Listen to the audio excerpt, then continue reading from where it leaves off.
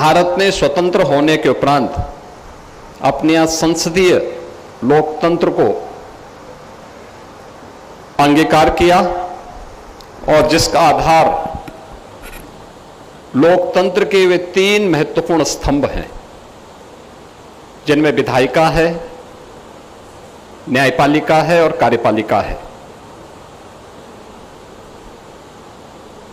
हम इन सभी तीनों स्तंभों को जब देखते हैं तो तीनों स्तंभ एक दूसरे की भावनाओं का सम्मान करते हुए अपनी लक्ष्मण रेखा के अंदर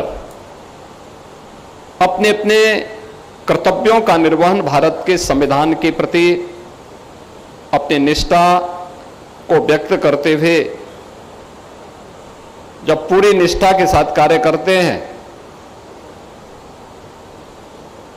तो वह एक सामान्य नागरिक उससे लाभान्वित होता है। राष्ट्र की एकता और अखंडता को हम मजबूती प्रदान करने में अपना योगदान दे पाते हैं। जब हम न्यायपालिका की बात करते हैं तो इन तीनों, चाहे वह विधायिका हो, कार्यपालिका हो या न्यायपालिका, इन तीनों के बीच यानी न्यायपालिका के संवाद को आगे बढ़ाने में जो महत्वपूर्ण भूमिका होती है वह हमारे अधिवक्ताओं की होती है।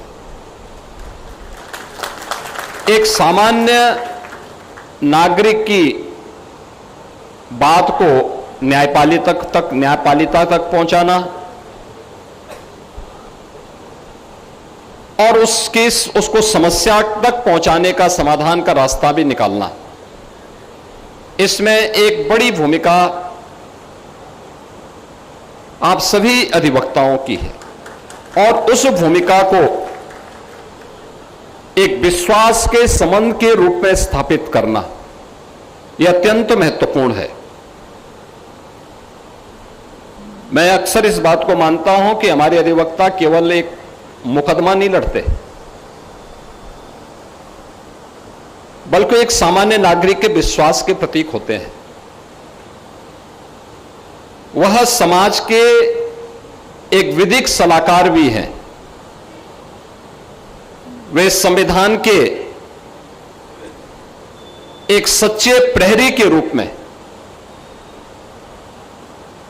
उस वाहक के रूप में, सारथी के रूप में अपनी भूमिका का निर्वहन भी करते हैं। और याद रखना, विधि का शासन तब आता है जब न्याय की गुणवत्ता हो, न्याय सुलभ हो, सर्वसुलभ हो और समयबद्ध हो। न्याय की गुणवत्ता के लिए, न्याय की सुलभता के लिए और न्याय की समयबद्धता के लिए भी जो सबसे बड़े वाहक के रूप में जिनकी महत्वपूर्ण भूमिका होती है वह अधिवक्ताओं की होती है।